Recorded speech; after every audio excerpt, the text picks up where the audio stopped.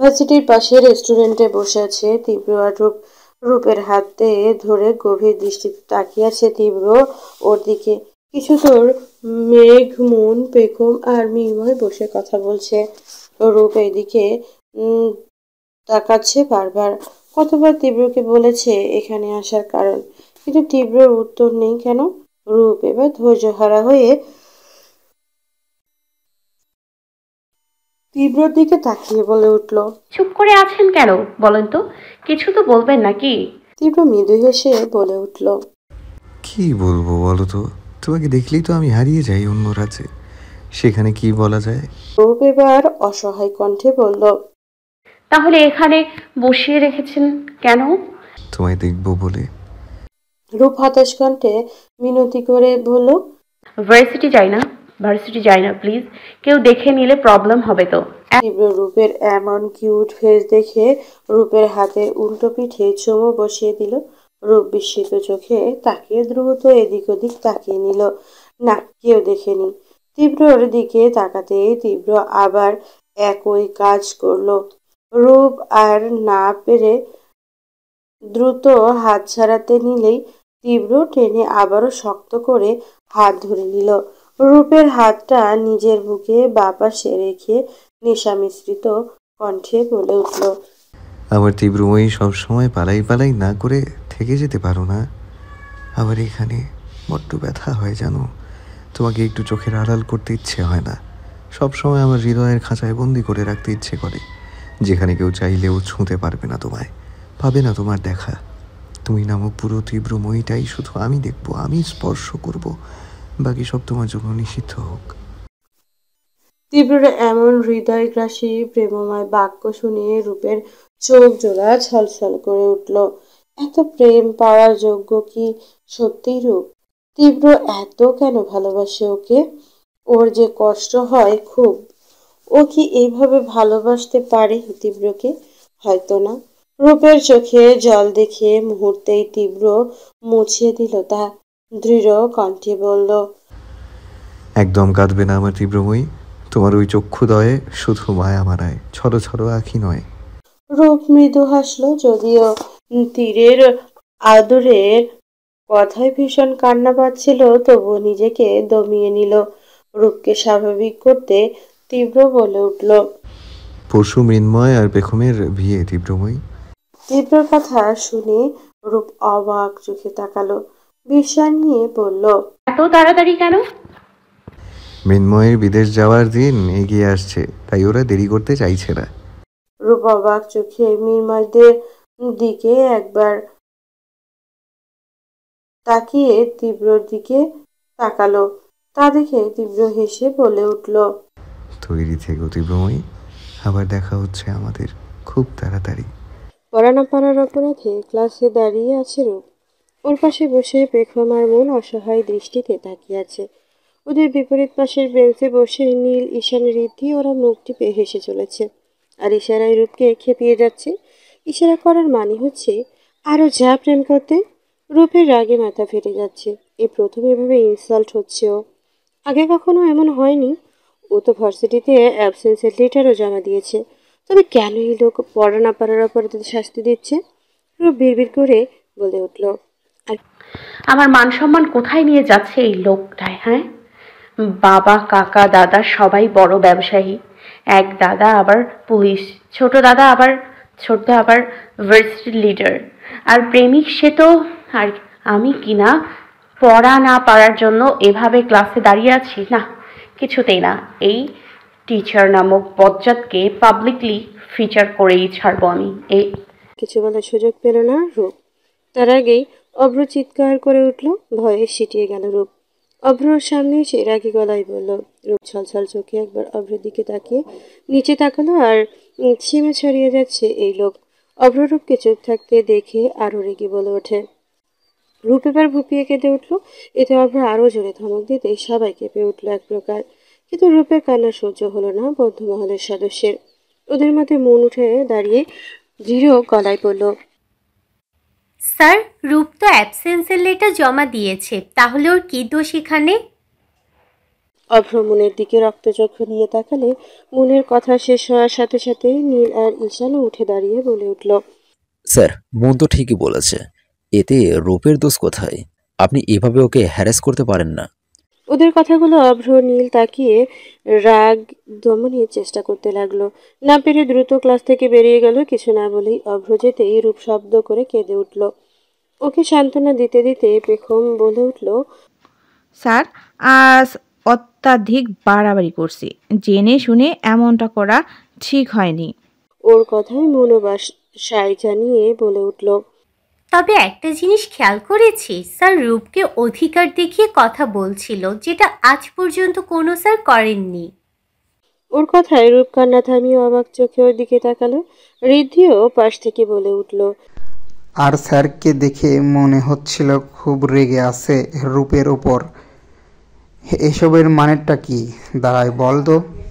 সবাই ভাবতে লাগলো কি হতে পারে অভ্রের রূপের প্রতি এমন আচরণের। এমন করার কোনো মানে কি আদৌ আছে? থাকলে সেটা কি? ঝিরিঝিরি বৃষ্টি ঝরছে আকাশ থেকে মৃদুমন্দ হাওয়ায়, এলোমেলো করে দিচ্ছে রাস্তার পাশে দাঁড়ানো মানব মানবীকে। দুজনের মনে সদ্য প্রেমের ফুল ফুটেছে, যার দরুন দুজনের ঠোঁটে প্রেমময় হাসি বিরাজমান। এমন ওয়েদারে প্রিয় মানুষটার সাথে কাটাতে কার না ভালো লাগে? তাদের লাগছে একটু পরেই বৃষ্টির ফোঁটা হাত বাড়িয়ে ছুঁয়ে দিল ফাল্গুনী। রোহান মুগ্ধ দৃষ্টিতে তাকিয়ে দেখল নিজ প্রেয়সীকে। ফাল্গুনী চেয়ে দিকে তাকিয়ে লাজুক হেসে মাথা নামিয়ে নিতেই রোহান সুর তুলে গেয়ে উঠল,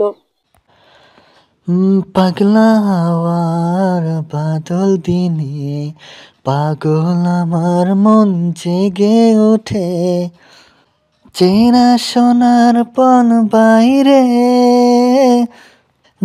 যেখানে পথ নাই নাই রে, সেখানে অকারণে যাই ছুটে। পাগলা হাওয়ার বাদল দিনে পাগল আমার মন জেগে ওঠে। পাগলের জায়গায় ফাগুন আমার মন মেতে উঠেছে। শুনেই অবাক চোখে রোহানের দিকে তাকায় ফাল্গুনী। গানের কি অবস্থা করেছে এই ছেলে!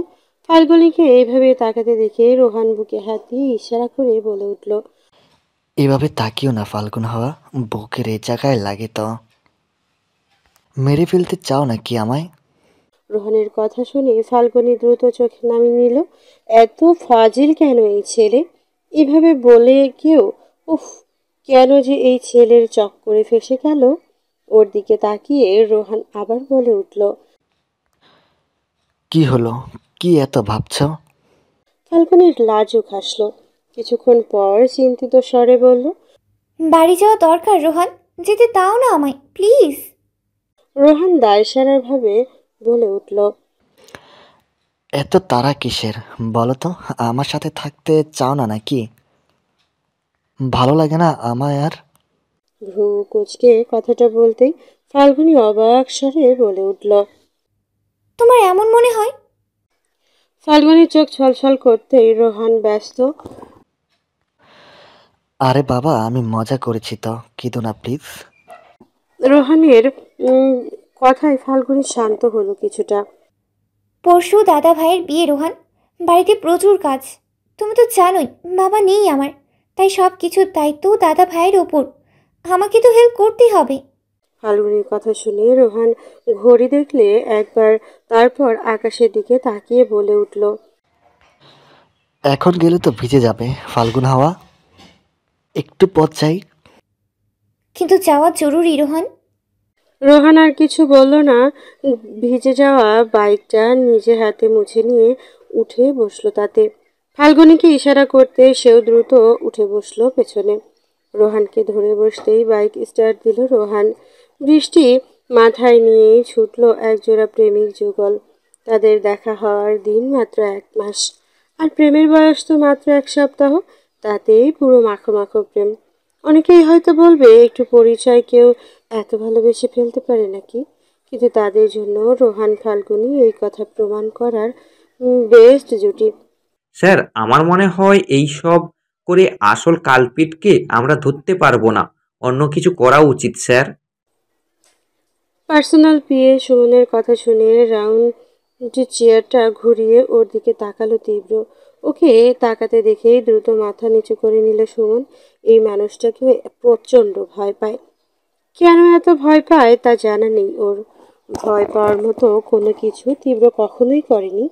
অজানা কারণেই ভয় হয় ওর। তবে সম্মান শ্রদ্ধার দিক দিয়ে সবার ঊর্ধ্বে এই মানুষটি থাকে সুমনের কাছে। ওর ভাবনার মাঝেই তীব্র গম্ভীর কণ্ঠে বলে উঠল, সুমন খুঁজে তো বের করতেই হবে সুমন, সেটা যে করেই হোক, যে পথ দিয়েই হোক। তবে সতর্ক থাকো, কারণ যাকে খুঁজছি সে যাতে এইসব কিছু জানতে না পারে, তাহলে সরে পড়তে বেশি সময় লাগবে না। মাথা নাড়ল, তারপর কাচুমাচু করে বলল, স্যার, আজকে যে মিটিংটা ছিল তা কন্টিনিউ করবে না? না। কিন্তু স্যার, বিদেশি ক্লায়েন্টরা অপেক্ষা করছেন আপনার জন্য। ওদের কি ডিলটা চাই? ও গম্ভীর গলায় বলে উঠল, ধৈর্য ধরতে বলো সুমন। অধৈর্য মানুষের সাথে আমি কাজ করি না। অধৈর্য মানুষেরা কখনো সফল হতে পারে না। সফল হতে ধৈর্যের প্রয়োজন হয়, আর আমি ধৈর্যশীল মানুষকে পছন্দ করি। সুমন অবাক চোখে তাকালে তীব্রর দিকে। তার স্যার কত সুন্দর কথা বলল। এই মানুষটার জন্য সম্মান আরও বেড়ে গেল সুমনের। তীব্রের সাথে কাজ করেও ভাবতেই আনন্দ লাগলো মনে। এত সুন্দর মনের মানুষটা কিনা সবসময় গম্ভীর হয়ে থাকে, অথচ এই মানুষটার পুরোটাই কোমলতায় ভরপুর। যারা কাছের মানুষ তারাই শুধু জানে তীব্র চৌধুরীর মানুষ হিসেবে কেমন। বন্ধু মহলের সব সদস্যরা এসেছে পেখমের বাড়িতে। আজ বাদে কাল বিয়ে বলে কথা, তাই আজকেই সবাইকে আসতে বলে দিয়েছে পেখম। বিয়ের পর তো আর এভাবে বন্ধুদের সাথে মজা করা হবে না, তাই আজ সবাই মিলে রাজ্যে গিয়ে মজা করা যাবে। তবে সবার মধ্যে ওদের লিডার অনুপস্থিত। রূপ এখনো আসেনি, তার কারণ রূপকে একা বেরোতে দেবে না ব্যানার্জি বাড়ির লোক। কোনো এক অজানা কারণে আজ রোহানের সাথে আসবে। রোহান চলে যাবে রূপেরকে দিয়ে, কাল একেবারে হলুদে আসবে। তবে রূপের বাড়ির সবাই ইনভাইট থাকলেও কেউ আসবে না বলে জানিয়েছে রূপ। তার কারণও ওদের সবার অজানা। এমনকি রূপ নিজেও জানে না। এইসব ভাবনার মাঝে রূপ এসে হাজির হলো সেখানে। ওদের দেখে পেখম বলে উঠল, কি রে, তুই একা কেন? রোহানদা ভেতরে আসেনি? রূপ বেডে বসতে বসতে বলে উঠল, ওই শয়তান আমার কথা শোনে নাকি? এত করে বললাম তোদের সাথে দেখা করে যেতে, কিন্তু আমার কথা শুনলই না। তোর বলাটাই বেকার। ওর কথা শুনে মুন বলে উঠল, আচ্ছা সেসব বাদ, এখন কালকে প্ল্যান করা বাকি আছে। সবাই মিলে বেশ আনন্দে মেতে থাকবো কালকের পুরো দিনটা। একমাত্র বান্ধবীর বিয়ে বলে কথা। মুনের কথা শুনে নীল বলে উঠল, ঠিক বলেছিস। তবে কাল সকলের কি আমরা সবাই কমিউনিটি সেন্টারে চলে যাব নাকি? পেখম বলে উঠল। না, হলুদের পর যাব। রূপ পেখমকে জড়িয়ে ধরে বলল, কাল তৈরি থেকো জানো, তোমার আর তোমার জামাইকে খোল খাইয়ে ছাড়বো। তাছাড়া জিজুর পকেট তো পুরোই ফাঁকা হবে। বলেই হেসে দিল। রূপের সাথে সবাই তাল মেলালো, তবে ঈশান টিটকারি মেরে বলল, তবে মনে রাখিস, এখানে তীব্রদাও থাকবে। বুঝে শুনে কাজ করিস, কেমন? ঈশানের কথা শুনে রূপের মুখ ছোট হয়ে গেল, কিন্তু পরক্ষণেই বলে উঠল, তাতে কি হয়েছে? উনি আমাকে কিছু বলবে না দেখিস। রূপের কথা শুনে ওরা একে অপরের দিকে তাকিয়ে শব্দ করে হেসে দিল। রূপ কিছু না বলে অন্যদিকে তাকাতে সবাই ওকে জড়িয়ে ধরলো, ফলে রূপও হেসে দিল। ঋদ্ধি হঠাৎ বলে উঠল, তুই কি বিয়ের পর সত্যি বিদেশ চলে যাবি পেখম? আমরা কি আর এভাবে হাসি আড্ডায় সামিল হতে পারবো না? ওর কথা শুনে পেখম ছলছল চোখে তাকালো। ওকে এভাবে তাকাতে দেখে কেউ আর কিছু বলল না। সবাই জড়িয়ে ধরে সময়টা উপভোগ করলো। সকাল সকাল উঠতেই সবার কাজের ব্যস্ততায় দম শেষ হবার জোগাড় হয়েছে। বাঙালি বিয়ে বাড়ি বলে কথা, আনন্দের থেকে কাজ বেশি থাকে সেখানে। নীল আর ঈশান মিলে ডেকোরেশনের তদারকি করছে। ঋদ্ধি আর পেখমের কিছু দাদা মিলে খাবারের আয়োজন করতে ব্যস্ত। রূপ আর মন হলুদের থালি সাজিয়ে মাত্রই রুমে এলো। পেখম মন খারাপ করে বসে আছে দেখেই রূপ জড়িয়ে ধরে বলে উঠল, বরের সাথে কথা হয়নি বুঝি, তাই মন খারাপ। পেখম কিছু বলার আগেই মন এক পাশ থেকে ওকে জড়িয়ে ধরলো। চিন্তা নেই মহারানী, একটু পরেই ফোন করবে আপনার বরমশাই। আর রাতে তো আর কিছু বলার আগেই পেখম লজ্জা পেয়ে উঠে গেল। ওকে উঠে যেতে দেখে মন আর রূপ হালকা হেসে পেখমের কাছে গিয়ে বসলো। রূপ পেখমের কাঁধে আলতো ধাক্কা দিয়ে বলে উঠল। লজ্জা পাচ্ছিস বুঝি? পেখম এবার রূপের দিকে তাকিয়ে বলল, তীব্রদার সাথে থেকে বেশ নির্লজ্জ হয়েছিস তুই রূপ। হঠাৎ এমন কথায় রূপ হকচকিয়ে তাকালো। ওর তাকানোর ধরনে মন আর পেখম শব্দ করেই হেসে দিল। মন তো বলেই বসলো, পেখমের বিয়ে না রূপের বিয়ে বুঝতে পারছি না। পেখমের থেকে রূপ বেশি লজ্জা পাচ্ছে দেখছি। ওদের কথা শুনে রূপ তাড়া দিয়ে বলে উঠল, বকবক পরে করিস, আগে পেখমকে রেডি করা। দেখেছিস কয়টা বেজে গেছে? ওর কথা শুনে ওরা মুচকি হেসে পেখমকে রেডি করতে ব্যস্ত হয়ে পড়ল। কিছুক্ষণ পরেই তো হলুদ অনুষ্ঠান শুরু হবে, তাই তাড়াতাড়ি করছে ওরা। এর মধ্যে রূপের ফোন বেজে উঠতে সবাই সেই দিকে তাকালো। এখন রুমে পেখমের কিছু কাজিন বোনও আছে, এরাও সবাই তাকালো ফোনের দিকে। রূপ ওয়াশরুমে, তাই মন ফোনটা হাতে নিতেই দেখলো প্রিয় তীব্রতর নামটা লেখা। বিস্ময়ে থওয়া হয়ে গেল মন। ওর হাত থেকে পেখমের ফোন নিয়ে দেখে সেই অবাক হলো, এত সুন্দর নামে সেভ করা। ওরা ফোনটা ধরবে তার আগেই রূপ ফোন কেড়ে নিল এক প্রকার। ফোন নিয়েই কারো দিকে না তাকিয়ে দ্রুত পায়ে বেলকনিতে চলে গেল। এখানে থাকলে নির্ঘাত লজ্জায় শেষ হয়ে যেত সে। এই বিচ্ছু বাহিনীর পাল্লায় ওর যাওয়ার দিকে তাকিয়ে বাকিরা হেসে দিল শব্দ করে। রূপ বেলকনিতে এসেই ফোনটা রিসিভ করলো। রিসিভ করতেই ভেসে এলো হৃদয় শীতল করা বহু কাঙ্ক্ষিত শব্দ। চোখ জোড়া অজান্তেই বন্ধ হয়ে গেল রূপের। তীব্রময়ী, কিছুক্ষণ পরেও যখন ওপাশ থেকে উত্তর এলো না, তখন মৃদু হেসে তীব্র বলে উঠল, এই তীব্রময়ী, জ্বালাচ্ছ কেন আমায়? রূপ মৃদু হেসে বলে উঠল, আপনি নামক মানুষটা পুরোটাই তো আমার, তাই যা ইচ্ছা করব আমি। বলেই মৃদু হাসলো। তীব্র ফোনটা নিয়ে বেলকনির রেলিংয়ে হেলান দিয়ে বলল, দিন দিন বেশি দুষ্টু হয়ে যাচ্ছে তীব্রময়ী। তীব্রের কথা শুনে রূপ বলে উঠল, আপনার আগমনে তো আমার সব কিছু পরিবর্তন হতে শুরু করেছে তীব্রতর। আমি নিজেকেই হারিয়ে ফেলেছি আপনার মাঝে। সেখানে সামান্য দুষ্টুমি তো কিছুই না তীব্র। তীব্র বেশ অবাক হলো। তার শান্ত তীব্রময়ীটা এত প্রেমময় কথা বলছে কেন আজ? ওর তো সামলে থাকতে কষ্ট হচ্ছে খুব। এত পরিবর্তন তার তীব্রময়ীর। তীব্রকে চুপ থাকতে দেখে রূপ কথা ঘোরাতে বলে উঠল, আপনি আসবেন না আজ হলুদ তত্ত্ব নিয়ে এই বাড়িতে? আসতে তো হবেই আমায়। আমার তীব্রময়ীকে এক নজর দেখার জন্য হলেও আসতে হবে আমার, না হলে চক্ষু তৃষ্ণায় কাতর হয়ে অকালেই প্রাণ যাবে যে আমার। তীব্রর কথা শুনে রূপ চোখ বন্ধ করে নিল। এই সুন্দর পুরুষটার সবকিছু সুন্দর লাগে রূপের। এক কথায় প্রাণ জুড়িয়ে যায়। রূপের ভাবনার মাঝেই তীব্র নরম কণ্ঠে অভিযোগ করে বলে উঠল, I missed you Tibromoyee, I missed you a lot. Rup চোখ বন্ধ করে আরো খিচে বন্ধ করে নিল। এমন কণ্ঠ কেন কথা বলছে ওর তীব্র? হৃদয়ে যে আর মানছে না এই হৃদয় স্পর্শ করা মানুষটার কথাই। ইচ্ছে করছে ছুটে চলে যেতে ওই সুন্দর পুরুষটার কাছে। যে কিছু বলবে তার আগেই ওর হাত থেকে কেউ ফোন কেড়ে নিল। সেই সাথে ভেসে এলো কিছু হাসির শব্দ। রূপ ফট করে চোখ মেলে তাকায়। পেখম থেকে শুরু করে সবাই ও চারিদিকে ঘিরে দাঁড়িয়ে আছে। সবাই কান খাড়া করে রেখেছিল, যার দরুন তীব্র কথা শুনছে। সবটা না হলেও শেষটা তো শুনছেই। আর তাতে করেই হাসাহাসি শুরু করেছে একেবারে। ওর হাত থেকে ফোনটা নিয়েই মন কানে ধরে বলে উঠল, আই মিস ইউ তীব্রদা। ওর মুখে কথা শেষ হতেই মন হাতে থাকা ফোনটা পেখমের মুখের সামনে ধরলো। আর সাথে সাথেই পেখমও বলে উঠল, আমিও মিস ইউ উঠবি জিজু। পেখমের কথা শেষ হতেই বাকি সব কাজিনরা একে একে একই কথা বলল তীব্রকে। ওরা সবাই পেখমের বন্ধুদের আগে থেকেই চিনত, তাই মন আর রূপের সাথে ওদের বন্ডিং বেশ ভালো। ওরা বেশ সহজ হয়েই মন পেখমের মতো তীব্রকে কথাটা বলল। এতে করে রূপ তো লজ্জায় প্রায় শেষই। তীব্র মৃদু হাসছে। ওদের কাণ্ড দেখে বেশিক্ষণ না থেকে ফোন কেটে দিল। ওর খুব ভালো করেই বুঝে গেছে এখন আর তীব্র মেয়ের সাথে কথা হবে না। তাই ফোন কেটে দিল। ফোন কাটতেই মেঘ হেসে বলল, মিন্ময়ের বিয়ে আর তীব্রর কদর পাহাড় চূড়ায়। বেশ ইন্টারেস্টিং বিষয়টা। মেঘের কথা শুনে মির্ময়ও হেসে দিল।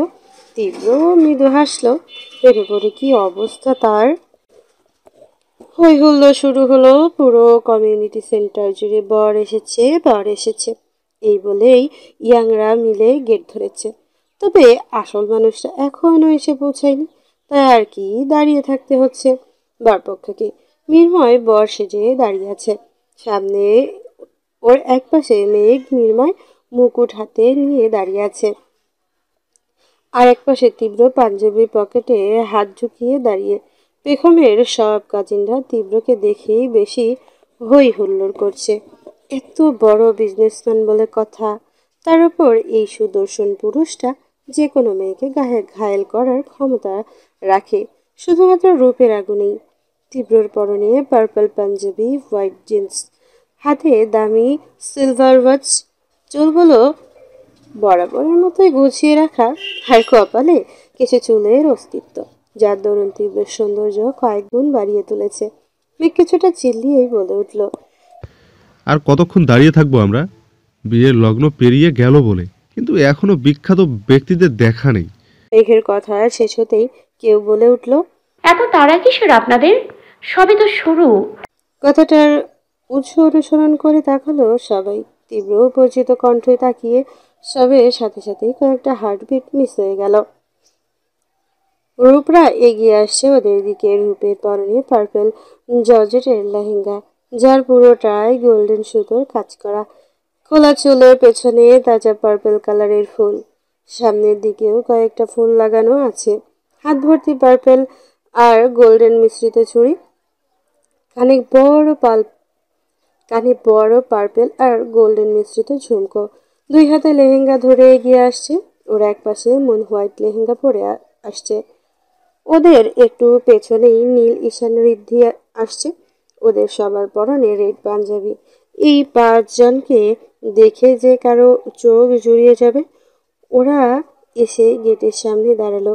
রূপ আর চোখে তীব্রর দিকে তাকাতেই তীব্র বুকে হাত দিয়ে কিছু ইশারা করলো। রূপ দ্রুত চোখে সরিয়ে নিল তীব্র থেকে। এই লোকের দিকে তাকালে নির্ঘাত ওর মরণ হবে। আর না তাকানোই বেটার। মুন মির্মাকে বলে উঠল, তা জিজু বিয়ে করতে কি খালি হাতে এসেছেন নাকি? মুনের কথা শুনে মেঘ বলে উঠল, তাহলে কি প্রপার্টির দলিল নিয়ে বিয়ে করতে আসবে নাকি সুন্দরী? মেঘের কথায় হাসির রোল পড়ল। তবে মুন রেগে তাকালো ওর দিকে। পেছন থেকে নীল বলে উঠল, দলিল না আনলেও দলিল একটু তো আনতেই পারতেন, তাই না? মির্মায় হেসে বলে উঠল, আপনাদের কত চাই সেটাও তো বলেন। ঈশান হাতের আঙ্গুল দেখিয়ে বলে উঠল, বেশি না, 20,000 দিলেই হবে। ওর কথা শুনে মেঘের বুকে হাত দিয়ে পড়ে যাবার ভান করে বলল, এ তো দেখছি আকাশে উঠে গেছে। আরে বাবা, 2,000-এই তো হয়ে যাবে সবার। মেঘের কথা শুনে তীব্রর পিঠে চাপড় দিল জোরে একটা। এদিকে মির্ময় তো তাকাতেই পারছে না, শেষে কিনা বন্ধুই মান সম্মান সব ডুবিয়ে দিল। এদিকে রূপরা সবাই বিস্মিত নয়নে তাকিয়ে বলল, এত জোচ্চুরি করছেন কেন? আরে তার কিছু বলার আগেই তীব্র ওদের দিকে টাকা বাড়িয়ে বলে উঠল, এখানে পুরোটাই আছে, দেখে নাও। তবে তাড়াতাড়ি গেট ছাড়ো, না হলে বিয়ের আগেই বন্ধু আমার বেহুশ হয়ে যাবে। ওর কথা শুনে বেশ কিছুক্ষণ হাসাহাসির পর ভেতরে ঢুকে গেল সবাই। সুন্দর করে বিয়ে সম্পূর্ণ হলো ঝামেলা ছাড়াই। তবে বিয়ের সময় ঘটেছিল আরেক কাণ্ড। রোহান এসে বিয়ের মণ্ডপে দাঁড়াতে বর বউয়ের পেছনে থাকা মেয়েটার দেখে চমকে গেল। দ্রুত সেদিকে গিয়ে লোক চক্ষুর আড়ালে তার হাত নিয়ে টেনে নিয়ে এলো ফাঁকা জায়গায়। এদিকে মেয়েটার সামনে হাত ছাড়ানোর জন্য মোচড়ামুচড়ি করে যাচ্ছে, কারণ সে রোহানকে ভালো করে দেখেনি। রোহান ফাঁকা জায়গায় হাত ছাড়াতেই মেয়েটা বলে উঠল, এই কে আপনি?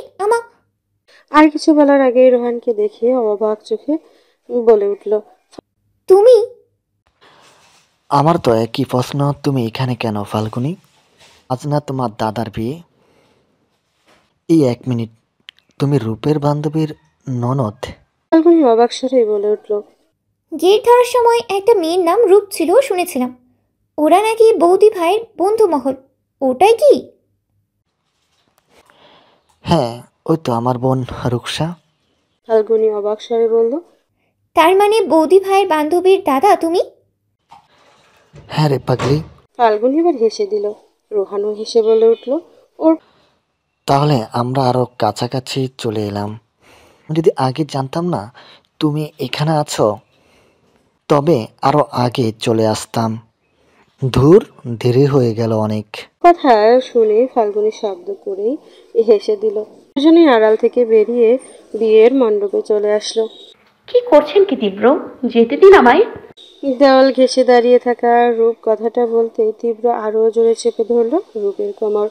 কাছে টেনে নিয়ে নিজের দিকে নেশালো চোখে রূপের দিকে তাকিয়ে বলে উঠল, I want to kiss you, তীব্রময়ী, and that's right now. তীব্রর কথা শুনে রূপ আর চোখে বড় বড় করে তাকালো। তাকে দেখে তীব্র বলে উঠল, অমন করে তাকিয়ে থেকে লাভ নেই তীব্রময়ী। I want kiss at any cost. রূপ পারছে না মাটির নিচে ঢুকে যেতে। এইসব কথা কেন বলছে তীব্র? ও কি বোঝে না এতে রূপের লজ্জা লাগে খুব? তবে এইসব আর বলা হলো না। তার আগেই গালে তীব্র ঠোঁটের স্পর্শ পেয়ে চোখ বন্ধ করে নিল রূপ। তীব্র রূপের আরেক গালেও নিজের ঠোঁটের স্পর্শ দিল। এরপর কপালে বেশ গভীর ভালোবাসার স্পর্শ রেখে দিল।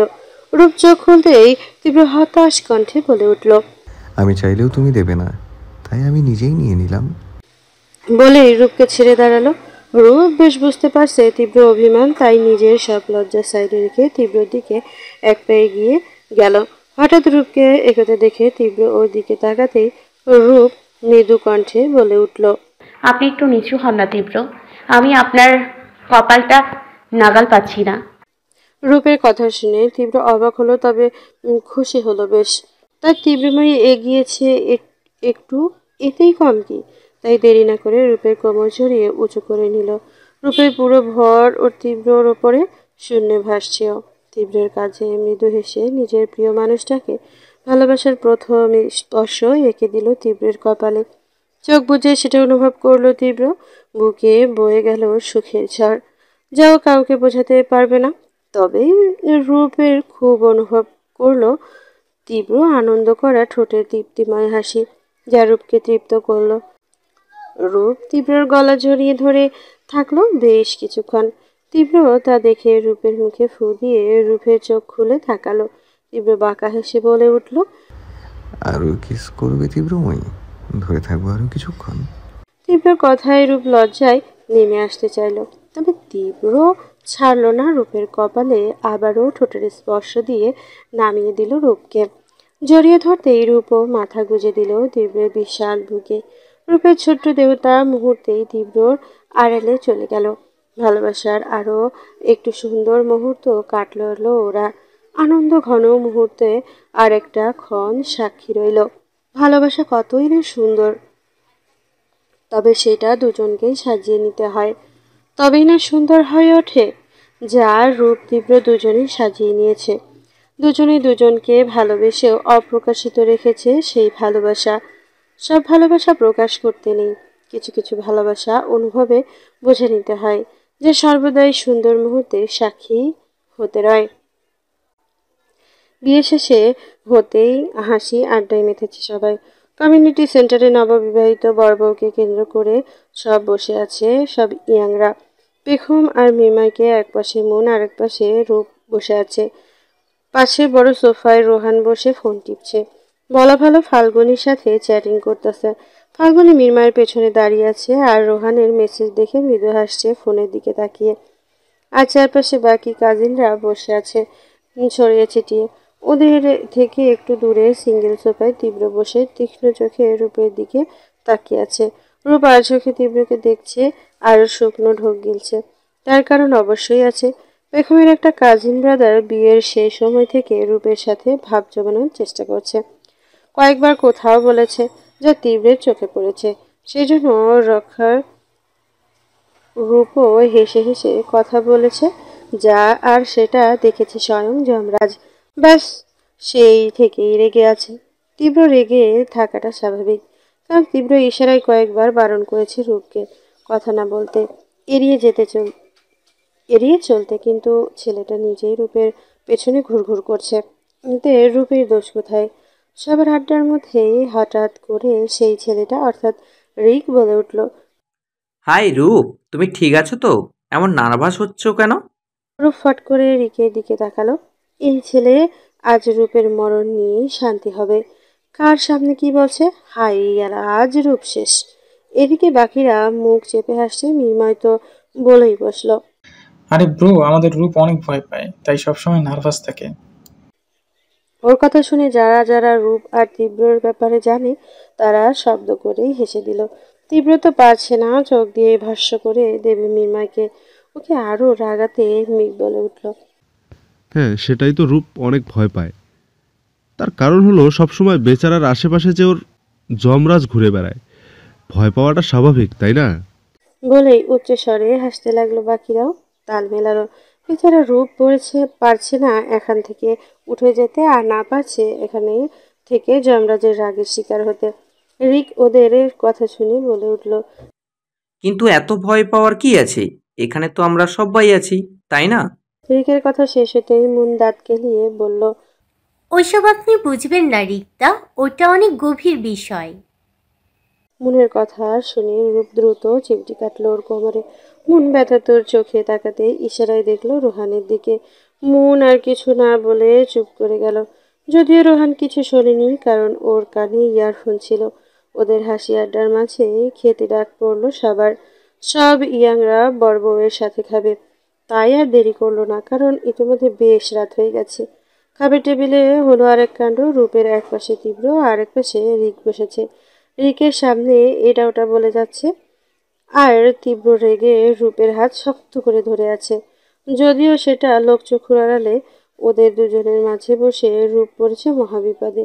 এদিকে ওদের মুখোমুখি বসে তীব্র আর রূপের বন্ধু মজা লুটতে ব্যস্ত। রোহান ফাল্গুনিকে জোর করে পাশের টেবিলে বসিয়েছে, একটু আলাদা টাইম কাটাতে। সেটা কেউ লক্ষ্য করেনি, কারণ ওরা তো তীব্র রূপকে নিয়ে ব্যস্ত। এর মধ্যেই রিক বলে উঠল, এই রূপ, তুমি কিছু খাচ্ছ না কেন? Any problem? ব্যাস, এটাই ছিল তীব্রের রাগ সপ্তম আকাশে তুলতে। ও রূপের হাত শক্ত করে ধরে তাতে দাঁত চেপে বলে উঠল, ও বাচ্চা নয় রিক, তাই ওর খাবার হলে খাবে, না হলে নয়। তুমি ওকে কেন জিজ্ঞেস করছো বলো তো? তীব্র শান্ত কণ্ঠে এমন কথা শুনে রিক কিছুটা থতমত খেল। তাও নিজেকে সামলে নিয়ে বলে উঠল, রিকের এটা কেমন কথা তীব্র চৌধুরী? ও এমনিতেই রোগা পাতলা, তার উপর এতটুকু খেলে তো। কথা শেষ হওয়ার আগেই তীব্র বাঁকা হেসে বলল, সেটা ওর বর দেখে নেবে, প্রয়োজনে রোগা থেকে মোটাও করে নেবে। তোমাকে ভাবতে হবে না, তুমি বরং খাও, কেমন? তীব্রের ঠান্ডা মাথায় হুমকি শুনে রিক আর কিছু বলল না, চুপচাপ খাওয়াই মন দিল। তবে এতে বুঝে শান্তি মিলে? রিকের ফোন আসায় ও দ্রুত খেয়ে উঠে গেল। এদিকে বাকিরা সব হাসতে হাসতে একে অপরের গায়ে ঢলে পড়তে লাগলো। এতক্ষণ অনেক কষ্টে নিজেদের হাসি চেপে রেখেছিল, রিক যেতেই শুরু করে দিল। মেঘ গানের সুর তুলে বলে উঠল, পরাণ যায় জ্বলিয়া রে, হায় বন্ধুর পরাণ যায় জ্বলিয়া। মনোরূপকে ইশারা করে বলে উঠল, আমাদেরও ফাইসা গেছে মাইন কার চিপাই। ওদের কথা শুনে রূপ লজ্জায় মাথা নিচু করে নিল। তীব্র মৃদু হেসে খাওয়ায় মন দিল। বাকি সবাই মজা করতেই খাওয়া শেষ করলো। বড় হলরুমে সবাই একসাথে ঘুমবে আজ। এটা বাঙালি বিয়ের আনন্দ অনুষ্ঠান মুহূর্ত। নববিবাহিত বর বউয়ের সাথে এই বিয়ের রাতটা ঘুমানো হয়। যদিও সবার ইচ্ছে ছিল আড্ডা দেওয়ার, কিন্তু সারাদিনের ধকল, তার উপর কালকের অনুষ্ঠান, সব মিলিয়ে আজ আর আড্ডা দেওয়ার হলো না। রাত 2:20 সবাই ঘুমিতে গেল। হলরুমে ছোট ছোট কতকগুলো নরম বেড রাখা আছে, ওখানে সবাই ঘুমবে আজ। রোহান বাড়ি চলে গেছে, কাল আবার আসবে। আর শুধুমাত্র তীব্রর জন্য আলাদা রুম রাখা হয়েছে। রাত বাড়তেই ঘুমে ঢলে পড়লো সবাই। রাত বাড়তেই ঠান্ডার পরিমাণে প্রচণ্ড শীত লাগতে শুরু করলো রূপের। সেই সাথে মনে হলো ওর বেডটা যেন নড়ছে ঘুমের কারণে। চোখ খুলে তাকাতেই পারছে না রূপ, তবুও পিটপিট করে চোখ খুলে বোঝার চেষ্টা করলো কি হচ্ছে ওর সাথে। মৃদু অন্ধকারে পুরুষালী অবয়ব দেখে মুহূর্তেই অন্তরাত্মা কেঁপে উঠল ওর। নিজেকে বাঁচাতে চিৎকার করতে চাইলো, তবে অতিরিক্ত ভয়ের কারণে মুখ দিয়ে একটু শব্দ বের হলো না। তাই না পেরে কেঁদে উঠল। ছাড়া পাওয়ার জন্য ছটফট করতে কানে এলো পরিচিত কণ্ঠ। ওর প্রিয় পুরুষটার কণ্ঠ। মুহূর্তে শান্ত হয়ে গেল রূপ। তীব্রময়ী নড়ে না। রূপ একদম শান্ত হয়ে গেল। ভালো করে দেখার চেষ্টা করতেই বুঝলো তীব্র কোলেও। সামনে তাকিয়ে দেখলো তীব্র নিজের বরাদ্দকৃত রুমে নিয়ে এসেছে ওকে। রূপ তীব্রর গলা জড়িয়ে বলে উঠল, এখানে আনলেন কেন তীব্র? কেউ দেখে নিলে খারাপ ভাববে তো। তীব্র কিছু না বলে রূপকে বেডে শুয়ে দিল। রূপ হকচকিয়ে বলে উঠল, এখানে কেন আনলেন আমায়? আদর করতে। তীব্র কথা শেষ করে রূপের উপর আদর শোয়া হয়ে গেল। রূপ ভীত চোখে তাকাতেই তীব্র বলে উঠল, আমায় জ্বালিয়ে খুব শান্তি পাও তাই না তীব্রময়ী? তাই তো আমার বারণ করা সত্ত্বেও পরপুরুষের সাথে কথা বলো। আমি তোমার কাছে পুরনো হয়ে গেছি তীব্রময়ী, নাকি আমায় সহজে পেয়ে গেছো বলে কদর করতে চাইছো না? তীব্র কথা শেষ করে রূপের দিকে পূর্ণ দৃষ্টিতে তাকিয়ে দেখল রূপের চোখ দিয়ে অনবরত জল পড়ছে, তবে কোনো রকম শব্দ ছাড়াই। মানুষ যখন প্রথম প্রিয় কারো কাছে থেকে সবচেয়ে বেশি কষ্ট পায় তখন শব্দ করে কাঁদতে পারে না। নিশ্চুপ জলধারা বয়ে যায় চোখ থেকে, যা কেউ বুঝতে পারে না। রূপেরও এমন তেমনি লাগছে তীব্রের কথা শুনে। রূপের চোখে জল দেখে তীব্রর গালে হাত দিয়ে উত্তেজিত কণ্ঠে বলে উঠল, এই তীব্রময়ী কাঁদছো কেন? আমার কথায় কষ্ট পেয়েছো? আমি সরি, সত্যি ভীষণ সরি। এই তাকাও, তাকাও না আমার দিকে। রূপ মুখ ঘুরিয়ে ফুপিয়ে কাঁদতে লাগলো। তাকালো না তীব্রর দিকে। দোষ না করেও তাকে দোষী সাজার স্বরূপ এই সব কথা শুনলেন তীব্র। তাকাবে না তীব্রর দিকে? খারাপ পুরুষ। নিশুতি রাত, বাহিরে বাতাসের আন্দোলন, আকাশ জুড়ে মেঘের ঘনঘটা, সেই সাথে রুম জুড়ে মৃদু কান্নার শব্দ। রুমের এলোমেলো পর্দাগুলো সমানতালে উড়ে চলেছে। বাহিরে পাল্লা দিয়ে বাড়ছে মেঘের গর্জন, সেই সাথে বাড়ছে তীব্র হৃদয় দহন। তার তীব্রময় কাঁদে কেন? তার কথাই বুঝি কাঁদছে, কিন্তু এতে ওর কষ্ট হচ্ছে তা কি বোঝে না এই রূপকন্যা? আর সহ্য হলো না তীব্র। দ্রুত জড়িয়ে ধরল রূপকে, মৃদু কণ্ঠে বলে উঠল, কাঁদে না তীব্রময়ী, কষ্ট হয় বুকে। রূপ থেমে গেল। চোখে মুখে চেপে কান্না নিবারণের চেষ্টা করলো। তার প্রিয় পুরুষটার কষ্ট হোক তা সে চায় না, একদমই না। তাই তো থেমে গেল। তীব্র মৃদু হেসে বলল, তীব্র, তোমাকে অন্য কারোর সাথে দেখলে কষ্ট হয় অনেক, মনে হয় হারিয়ে ফেলেছি তোমায়। তাই তো উন্মাদ হয়ে উঠেছিলাম, জানোই তাই বলেছি। আমি ক্ষমা চাইছি তীব্রময়ী, এমন আর হবে না। রূপ তীব্রর বুকেই মুখ লুকিয়ে বলে উঠল, আমি ইচ্ছে করে থেকেছি নাকি? ওই ব্যাটাই তো আমার পেছনে ঘুরছে, দেখেননি আপনি? তীব্র গম্ভীর গলায় বলল, রূপের জৌলুস ছিটকে পড়ছে কিনা, তাই তো ছেলেদের লাইন লেগে যায়। আর কয়েকদিন পর বিয়ের প্রস্তাবও আসবে। এমন করে বলছেন কেন? আমার কি দোষেতে? তীব্র উঠে বসলো, রূপকে বুকে নিয়ে। তারপর ভয়াল কণ্ঠে বলল, তোমার যেহেতু দোষ নেই তাই তোমায় ছেড়ে দিলাম, কিন্তু যার দোষ তাকে তো শাস্তি পেতেই হবে তাই না? তীব্র ভয়াল কণ্ঠ শুনে রূপের প্রাণ পাখি আকাশ পথে উড়াল দেবে। তার উপর রিককে শাস্তি দেওয়ার কথা শুনে ভয়ে ভয়ে বলে উঠল, কি করবেন আপনি? তীব্র কিছু না বলে বাঁকা হাসলো। এই হাসির মানে কতটা ভয়ঙ্কর তা রূপ ঠাউর করতে পারলো না। পারলে হয়তো এখনই ভয়ে অজ্ঞান হয়ে যেত। বাকি রাতটাও তীব্রর বুকেই কাটালো রূপ। রূপ ঘুমিয়ে গেল, তীব্র চোখে ঘুমে ধরা দিল না। প্রেয়সীর নিকটে থাকলে শান্তিতে চোখ জোড়া এক করতে পারে না তীব্র। সেই সময়টা অনুভব করেই কাটিয়ে দেয়। প্রশান্তির ঘুম তো সেই দিনই আসবে যেদিন ওর তীব্রময়ী ওর নামে বাধা পড়বে। কমিউনিটি সেন্টারে বড় হল রুমটায় সবাই বসে আছে। একটু পরেই যে যার বাড়িতে চলে যাবে। পেখমকে বিদায় জানিয়ে সবাই যাবে। রোহান নিতে এসেছে রূপকে। রূপার মন সেই কখন থেকে কেঁদে যাচ্ছে পেখমকে জড়িয়ে ধরে। ওদের পাশে নীল, ঈশান, ঋদ্ধি ওরাও যোগ দিয়েছে বিষাদ মুখে। শত হোক, ছেলেরা তো আর কাঁদতে পারে না। মৃন্ময় আগামী সপ্তাহে পেখমকে নিয়ে বিদেশে চলে যাবে। ওদের আবার এমন মুহূর্ত আসবে কি না তা কেউ বলতে পারছে না। তাই যেটুকু সময় আছে সেটাই উপভোগ করে নিচ্ছে ওরা। ওদের এই কান্নাকাটির জন্য বাকিরা সুযোগ পাচ্ছে না কান্নাকাটি করার। এমনকি পেখমের মা পিসিরা মিলে ওদের কান্না থামাতে ব্যস্ত হয়ে পড়েছে। মৃন্ময় মেঘ অসহায় হয়ে বসে আছে। এর মধ্যেই রিকের মা হন্তদন্ত হয়ে নিচে নেমে এলেন। এতক্ষণ তিনি ওপরেই ছিলেন। ওনাকে এভাবে নামতে দেখে সবাই অবাক হলে তাকালো, শুধু তীব্র মেঘ মৃন্ময় বাদে। উনি নেমে এসে কান্না করে বলে উঠলেন, বলেই কান্নায় ভেঙে পড়লেন। সবাই অবাক বিস্ময়ে তাকিয়ে আছে। এত বড় ঘটনা ঘটে গেল, অথচ ওরা এখন খবর পাচ্ছে। রূপ তীব্রর দিকে তাকিয়ে দেখলো তীব্র ভাবলেশীনভাবে ফোন টিপে যাচ্ছে।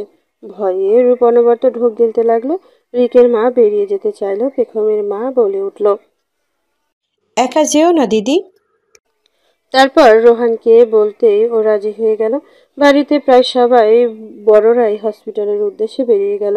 আর যাওয়ার আগে বলে গেলেন পেখমের বিদায় বিকেলে হবে, এখন রিককে দেখতে যাওয়া জরুরি। ওরা যেতেই মিরমায় আর মেঘ হাসিতে ফেটে পড়ল। তীব্র মৃদু হাসলো। ওদের দিকে বাকিরা আহাম্মকের মতো তাকিয়ে আছে। পেখম অবাক স্বরে মিরমাইকে জিজ্ঞেস করলো, তোমরা হাসছো কেন? এমন পরিস্থিতিতে কেউ হাসে? না জানি কি অবস্থায় আছে রিকদা। পেখমের কথা শেষ করতেই মেঘ শব্দ করে হাসতে লাগলো, যেন মজার কোনো জোকস বলা হয়েছে এখানে। মিরমাই হাসতে হাসতে পেখমকে এক হাতে জড়িয়ে ধরে বলে উঠল, রিল্যাক্স পেখম রানী, তোমার রেগদার কিছুই হয়নি, শুধু হাত ভেঙে গেছে আর পায়ে ইনজুরি হয়েছে। এতে করে বেচারা মাত্র 1 মাস বেড থেকে উঠতে পারবে না, এছাড়া আর কিছুই হয়নি, বুঝলে? ওর কথা শুনে হাই লেভেলের অবাক হলো ওরা। হাতে পায়ে ইনজুরি হয়েছে, 1 মাস নাকি বেড থেকে উঠতে পারবে না, আর এই ছেলেরা বলে কি না কিছুই হয়নি। মন বিস্মিত কণ্ঠে বলে উঠল, এত কিছু হয়েছে আর তোমরা বলছো কিছু হয়নি? ওর কথা শুনে মেঘ আর মিরমাই হেসে মাথা নাড়ালো, যেন সত্যিই কিছুই হয়নি। ঈশান সন্দিহান কণ্ঠে বলল, কিন্তু তোমরা জানলে কি করে? তোমরা তো বাড়ি থেকে বের হওনি। ওর কথা শুনে বাকিরাও অবাক হলো। সত্যি তো, কিন্তু রূপ একটু অবাক হচ্ছে না, কারণ ও খুব ভালো করেই জানে এসব তীব্রর কাজ। মেঘ বলে উঠল, কারণ কাজটা তো আমরাই করেছি। ওরা অবাক হতেই পেছনে থেকে আরেকটা কণ্ঠ শুনে গেল, পুরো কাজটা কিন্তু আমি করেছি মেঘদা। সবাই পেছনে ফিরে দেখলো অপরিচিত একটা ছেলে দাঁড়িয়ে। কেউ চিনল না কে এটা, তবে ছেলেটাকে দেখে মেঘ মিরমাই তীব্র মৃদু হাসলো। ছেলেটা নিজেই এগিয়ে এসে বলল, আমি সুমন, তীব্র স্যারের প্রিয়ে, আর আমি এই মহৎ কাজটা করেছি। কথাটা বলতেই তীব্র কাশি দিল, যাতে তার সুমন তীব্রের দিকে তাকিয়ে ঢোক গিলে বলে উঠল, না না, সব ক্রেডিট কিন্তু স্যারের ছিল। এবার সবাই বুঝলো রিকের অ্যাক্সিডেন্টের কারণ, কিন্তু ওরা অবাক হলো তীব্রের ভালোবাসার ধরন দেখে। সামান্য একটু বিরক্ত করার আর পেছনে ঘোরায় এত বড় শাস্তি দিল। ব্যাপারে ওদের অবাক আর মাঝেই নীল বলে উঠল, কিন্তু কি করে এইসব করলে? সুমন গড়গড় করে বলতে লাগলো, কাল রাতে স্যার আমায় ফোন দিয়ে বলেছিল সকালে গাড়ি নিয়ে চিলড্রেন পার্কের সামনে অপেক্ষা করতে, তাই আমি ওখানে ভোরবেলা থেকেই দাঁড়িয়েছিলাম গাড়ি নিয়ে। সুমন থামতেই মেঘ বলে উঠল, আমাদের তো তীব্র ভোর রাতে ডেকে নিয়ে গেল ওখানে, আর তারপরে এই মহৎ কাজ সেরে এলো। এই তীব্র, বাকিটা তুই বল না ভাই। শেষ কথাটা তীব্রর দিকে তাকিয়ে বলল। তীব্র মৃদু হেসে বলল, আমি জানতাম রিক সকালে মর্নিং ওয়াকে যায়, সেটা কাল দেখেছিলাম, তাই সকাল সকাল ওকে হয়রান করলাম। সবাই উৎসুক হয়ে তাকিয়ে আছে বাকিটা জানার জন্য। এবার নির্ময় বলে উঠল, গাড়িতে কালো গ্লাস ছিল, তাই ভেতরে কে আছে তা দেখতে পাইনি রিক। ওর ওয়ার্কিং এর মাঝেই পেছন থেকে হালকা করে গাড়ি দিয়ে ধাক্কা মারে তীব্র। তারপর বেচারি মাটিতে পড়ে তীব্রকে গাড়ি ছুটতেই তীব্র আবার গাড়ি পিছিয়ে এনে ওর পায়ে ইনজুরি করে দেয়, আর হাতেও নিজেই পড়ে গিয়ে ব্যথা পেয়েছে, কারণ পাশে পাথর ছিল, সেখানেই লেগে এই অবস্থা। কার প্রেমিকা সেটা দেখে তো নেবে আগে, তা না করেই পড়াতে লেগে গেছে।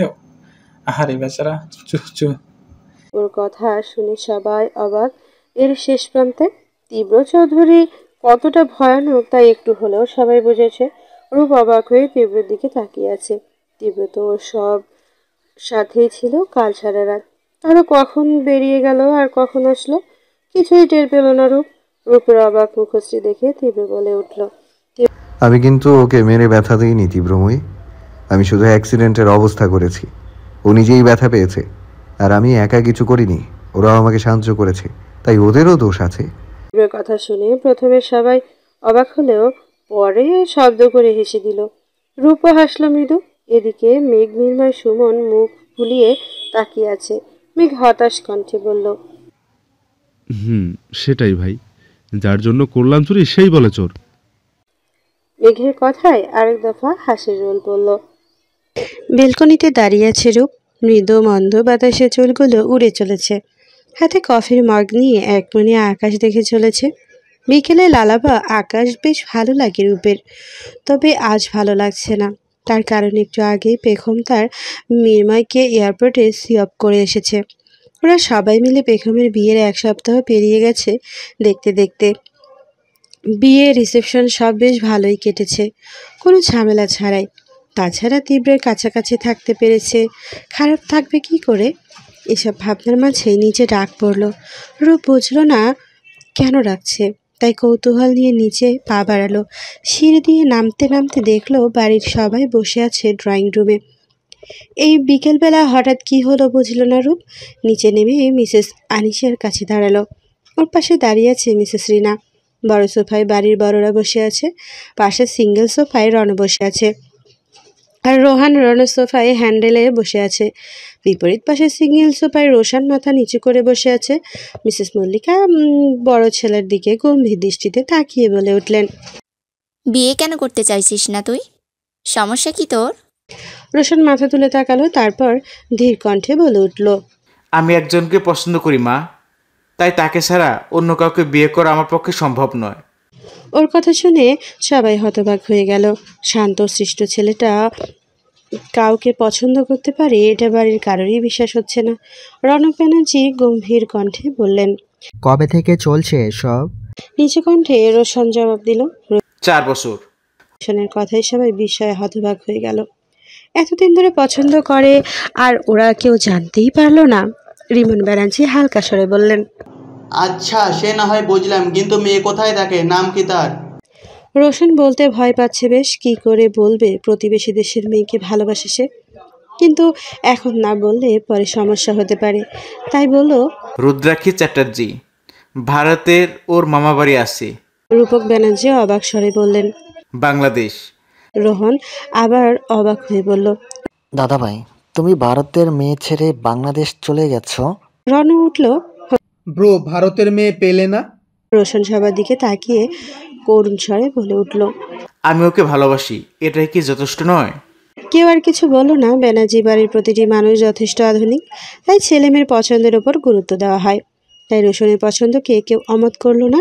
রিমন ব্যানার্জি গম্ভীর কণ্ঠে বললেন, তবে তাই হোক, আমরা মেয়ের মামা বাড়িতে প্রস্তাব নিয়ে যাব, তারপর না হয় মেয়ের বাড়ির লোকেদের সাথে কথাবার্তা বলে এগানো হবে। রিমন ব্যানার্জির কথায় সবাই বেশ খুশি হলেন। মিসেস মল্লিকা উঠে এসে রোশনের মাথায় হাত বুলিয়ে বলে উঠলেন, যাক, বাড়ির বড় ছেলেটার বউ আসবে তাহলে। এরপর একে একে সব ছেলেদের বিয়ে দিয়ে বউ নিয়ে আসবো। রোহান অবাক স্বরে বলল, ছেলেদের বিয়ে দিয়ে বউ আনবে, ভালো কথা, কিন্তু একমাত্র আদর মেয়েকে বিয়ে দিয়ে জামাই আনবে না কেন? বদ্দাবাইয়ের বিয়ের পরে এরপরে এই পেতনিকে বিদায় করো। রোহানের কথায় বাড়ির সবাই হেসে দিল। রূপ রেগে রোহানকে মারতে উদ্যত হতেই রৌনক ব্যানার্জি গম্ভীর কণ্ঠে বলে উঠল, আমাদের একমাত্র রাজকন্যার সাথে রূপকথার রাজকুমার এনে দেব কেমন? রূপ হতাশ কণ্ঠে বলে উঠল, তুমি আমার বদনাম করলে মেজো বাবা, সেই তো তোমাদের ছোট ছেলের কথা মতো বিয়ে দিতে চাইছো। ধুর যাও, কথা নাই। মিসেস নীরা হালকা হেসে রূপকে জড়িয়ে ধরে নিজের স্বামীকে ধমকে বললেন, এই একদম আমার মেয়েকে বিয়ে দিতে চাইবেন না, আমার মামনিটা কোথাও যাবে না, বুঝলে? ওনার কথায় শুধু রৌনক ব্যানার্জি নয়, বাড়ির সবাই মুচকি এসে মাথা নাড়লেন। মেয়েরা আদুরে হয়, আর সেই আদরেটা ব্যানার্জি হাউসে সবাই টিকিয়ে রেখেছে। রূপকে আদরে রেখেছে, আর রাখবেই বা না কেন? একমাত্র রাজকন্যা ব্যানার্জি হাউসের। মাত্র মিটিং সেরে কেবিনে ঢুকলো তীব্র। আজ বড়সড় একটা ডিল ফাইনাল হলো। এই ডিলটা ভীষণ ইম্পর্টেন্ট। জংশন স্টেশনের পাশে বড়সড় এক পার্ক আছে। ওই পার্কের ঠিক পাশে ফাঁকা মাঠ পড়ে আছে, আর ওই মাঠে প্রায় 150 পরিবার মানুষদের বসবাস, যারা সবাই টিপার টানিয়ে জীবনযাপন করে থাকে। ওই মাঠে তীব্র শপিং মল করে তুলবে। তার কারণ আশেপাশে বেশ কয়েকটা পার্টি অফিস আরও নানান প্রতিষ্ঠান আছে, যা দরুন সেখানে প্রচুর পরিমাণে বিক্রয় হবে। আর এটা নিয়েই আজ বিদেশি কোম্পানির সাথে মিটিং ছিল। ধৈর্য আর বুদ্ধিদীপ্ত তীব্রের সাথে কাজ করতে দেশ বিদেশ থেকেও নানান বড় বড় কোম্পানি ডিল করতে দিনের পর দিন অপেক্ষা করে। তীব্র এসব ভাবতেই চেয়ারে বসলো। ডেস্কের ওপরে রাখা রূপের হাস্যোজ্জ্বল ছবির দিকে তাকিয়ে সামান্য হেসে ছবিটি হাতে নিয়ে ছবিতে হাত বোলালো। ঠিক তখনই কেবিনে কেউ নক করতেই তীব্র চেয়ারে হেলান দিয়ে চোখ বুজে বলে উঠল, কাম ইন। দরজা খুলে সুমন হন্তদন্ত হয়ে কেবিনে ঢুকে বলল, স্যার, এটা কি ঠিক হলো? এভাবে এত মানুষের বাসস্থান কেড়ে নিয়ে আমরা। তীব্র চোখ খুলে তীক্ষ্ণ দৃষ্টিতে তাকাতেই সুমন চুপ করে গেল। তীব্র পুনরায় চেয়ারে হেলান দিয়ে বলে উঠল, তুমি এতদিন আমার সাথে থেকেও আমাকে চিনতে পারলে না সুমন। তীব্র কখনো অন্যায় কাজ সমর্থন করে না, আর না কোনো অন্যায় করে। সে তো শুধু অন্যায়কারীকে বিনাশ করতে জানে। শেষ কথাটা চোয়াল শক্ত করে বলে উঠল। সে আর দরুন সুমন ভয়ে কেঁপে উঠল। তীব্র উঠে দাঁড়ালো, এগিয়ে গেল থাই গ্লাসের সামনে। থাই গ্লাসে এক হাত রেখে আরেক হাত পকেটে ঢুকিয়ে বলে উঠল, ওখানের বসবাস করা সমস্ত মানুষদের জন্য আমি ফ্ল্যাট কিনে দেওয়ার ব্যবস্থা করেছি। সব পরিবার একটা করে ফ্ল্যাট পাবে, তার সাথে ফ্ল্যাটের মালিকানাধীনও সেই পরিবারেরই হবে, যা সল্ট লেকের পাশে অবস্থিত। সুমন অবাক স্বরে বলে উঠল, শর্ট লেক নম্বর 2 গেটের কাছে অবস্থিত 15 তলা বিল্ডিংটা স্যার। তীব্র হেসে মাথা নাড়ালো। সুমন অবাক চোখে তাকিয়ে রইল তীব্রর দিকে। এই মানুষটার আর কত রূপ দেখবে ও? বস্তির মানুষদের ফ্ল্যাটে দেবে ভাবা যায়? না জানি ওই নিম্ন মধ্যবিত্ত মানুষগুলো কত খুশি না হবে। সুমনের ভাবনার মাঝেই তীব্র বলে উঠল, এখন যাও সুমন, সব কিছুর তদারকি করো, কোনো কিছু যাতে উল্টাপাল্টা না হয়। সব কিছু ঠিকঠাক চাই আমার। সুমন সাথে সাথেই বলে উঠল, কোনো কিছু এদিক ওদিক হবে না স্যার, আমি সব দেখে রাখবো। বলেই চলে গেল। তীব্র নিচে ব্যস্ত শহরের দিকে তাকিয়ে ভাবতে লাগলো। এই হঠাৎ সিদ্ধান্তের কারণ আসলে বস্তির সবার উপরে নিদারুণ অত্যাচার চালায় কিছু মানুষরূপী হায়নারা, যার দরুন ওদের জীবনযাত্রা ভয়াবহ প্রভাব পড়ে। এই খবর তীব্রর কাছে এসেছে 1 মাস আগে। ওই বস্তির মানুষেরা অনেক বড়সড় ব্যক্তিবর্গের কাছে সহায়তা চেয়েছেন, কিন্তু লাভ কিছুই হয়নি। কারণ বড়লোকেরা তো এই গুলোরকে মানুষ বলে মনেই করে না। তীব্রর কাছে খবর আসতেই তীব্র ফ্ল্যাট দেওয়ার কথা ভেবে নেয়, কিন্তু মাঠ তো ফাঁকা রেখে লাভ নেই। তাই শপিং মলের সিদ্ধান্ত। এতে করে তীব্ররও লাভ, আবার ওই অসহায় মানুষগুলোরও লাভ। তবে এই তীব্র এখানে কাউকে জানাতে চাইছে না, তাই সুমনকে খুলে বলেনি কিছু। এসব ভেবেই তীব্র ডেস্কে গিয়ে বসলো। এখন কাজের চাপ বাড়বে, বই কমবে না। না জানি নিজের তীব্র মেয়ে দেখা পাবে কবে। উজ্জ্বল রাতের আলোতে স্পষ্ট চারপাশ, সেই সাথে স্পষ্ট বিষাদিনী এক রূপকন্যার বিষণ্ণ মুখশ্রী। রাতের আকাশের দিকে চেয়ে আছে এক মনে। সময় গড়িয়ে কত, কিন্তু নিজ প্রেমিক পুরুষটির সাথে কথা হয় না প্রায় 31 ঘন্টা। সেই কাল বিকেলে এয়ারপোর্টে দেখা হয়েছিল, আর খোঁজ নেই তার। যদিও চাইলেই ফোন করা যাবে, কিন্তু রূপের কেন যেন ইচ্ছে হয় না ফোন করতে। অজানা কারণে তীব্রর অপেক্ষায় মত্ত থাকে, তবুও ফোন দিতে ইচ্ছে হয় না, মন চায় না। তার ছোট প্রেমিকা হৃদয়টা ছটফট করে বলিষ্ঠ মানবটির জন্য, কিন্তু সেই পুরুষের দেখা নেই। এই এতই যখন ব্যস্ত থাকবে, তবে প্রেমের ফুল কেন ফোটালো তার মন্দয়ে? এখন যত না সহ্য করছে কে? রূপের ভাবনার মাঝে কয়েকটা পায়ের আওয়াজ শুনে ভয় পেয়ে গেল ও। এত রাতে তার রুমে কে আসবে? এসব ভেবে এগোতেই দেখলো ওর 3 দাদা দাঁড়িয়ে আছে রুমে। রূপ অবাক হলো বেশ, অবাক কণ্ঠে বলে উঠল, কি ব্যাপার তোমরা এখানে? রোহান আইচ করে বেডে শুয়ে বলল, তোকে বেছে দেওয়ার জন্য এসেছি পেতনি। রূপ রেগে তাকালো রোহানের দিকে। রোহান বুকে হাত দিয়ে ভয় পাওয়া অভিনয় করে হেসে দিল। রূপ রেগে বলল, এই তোর কোনো কাজ নেই নাকি? হ্যাঁ, আমার পেছনে পড়া ছাড়া। রোহান অবাক স্বরে বলল, আরে তোর পিছনে কে পড়লো পেতনি? আমি তো তোর বেডে পড়ে আছি, দেখছিস না? রূপ ভেঙচি দিয়ে রণ আর রোশনের দিকে তাকিয়ে বলে উঠল, এই তোমরা কিছু বলছো না কেন? ওই বাদরকে, নাকি তোমরাও ওর দলে গেছো? রোশন আর রণ এতক্ষণ মুখ চেপে হাসছিল। রূপের কথায় সিরিয়াস হয়ে গেল মুহূর্তেই, যেন না হলে এখন রূপ ওদের গর্দান নেবে। রণ রূপের মাথায় হাত রেখে বলল, ওর কথা ছাড় বুনু, আমরা তোর সাথে কিছু কথা বলতে এসেছি। রূপ বেশ অবাক হলো, কি এমন কথা যা বলতে এত সিরিয়াসনেস, কিন্তু এখন এত কিছু না ভেবে মাথা নাড়ল বলার জন্য।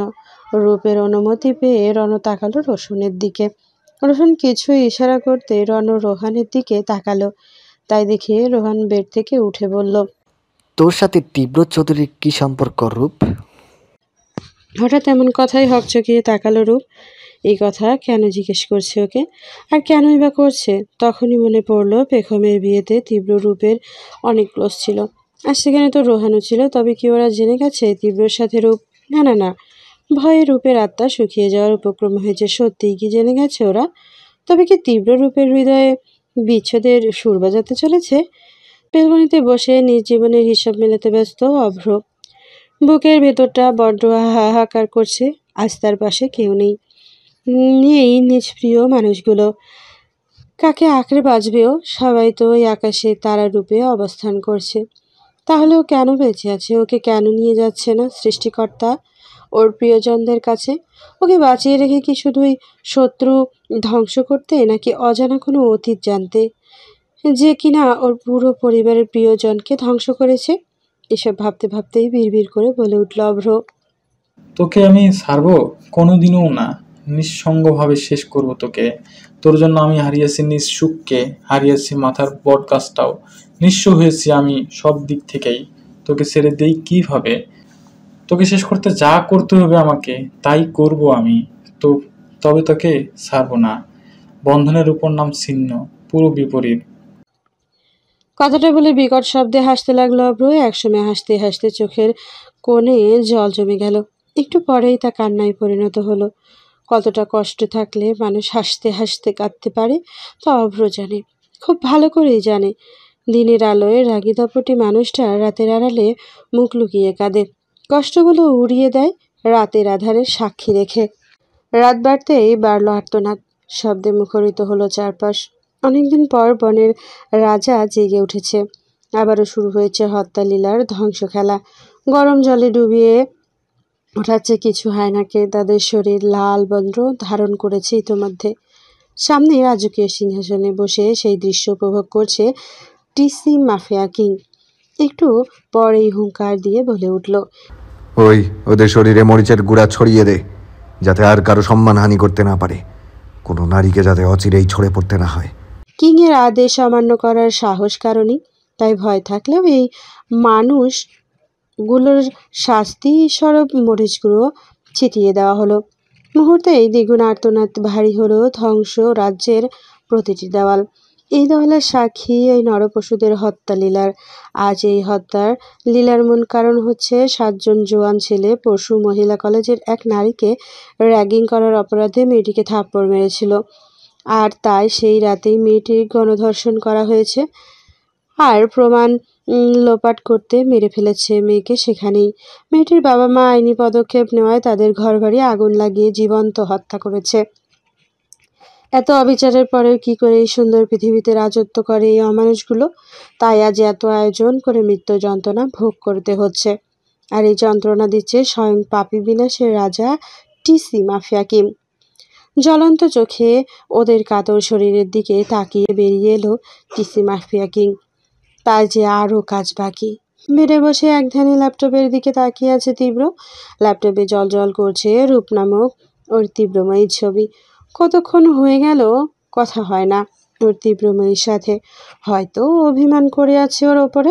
ভাবতেই মৃদু হেসে বলে উঠল, তুমি আমার বুকে ফুটে ওঠা এক ফুলবৃত্ত তীব্রময়ী, তোমার আদুরে মুখ আমার সুখ।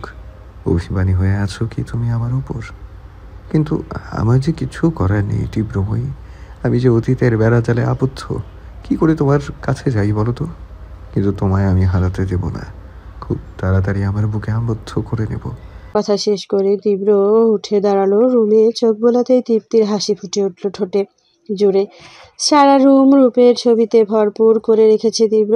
কতটা পাগল প্রেমিক হলে এমন করা যায় জানে না তীব্র, জানতে চাইও না তীব্র। সে কি দিক থেকে চোখ সরিয়ে ফোন করলো কাউকে। ফোন রিসিভ হতেই গম্ভীর কণ্ঠে বলে উঠল, যত দ্রুত সম্ভব খোঁজ লাগাও, একটুও ভুল যাতে না হয়। আর খোঁজ রাখবে তীব্রময়ীর ওপরে, যে কোনো সময় ওর ওপর আঁচ আসতে পারে, তাই সতর্ক থেকো। ওই পাশ থেকে কিছু বলতেই ফোন রেখে দিল তীব্র। রূপের ছবির দিকে তাকিয়ে বিড়বিড় করে বলল, রহস্যময় মানবের প্রেমিকা হয়েছ তীব্রময়ী, তাই রহস্যের দুনিয়ায় একদিন না একদিন প্রবেশ করতেই হবে তোমায়। সেই দিনটা খুব বেশি দূরে নেই, কিন্তু তুমি সব জেনেও আমায় ছেড়ে যেতে পারবে না কোনোদিনও, কারণ আমার আধারে হৃদয় স্পর্শী হয়ে গেছো তুমি। প্রতিটা আধারে তোমায় চাই, আমি খুব করে চাই।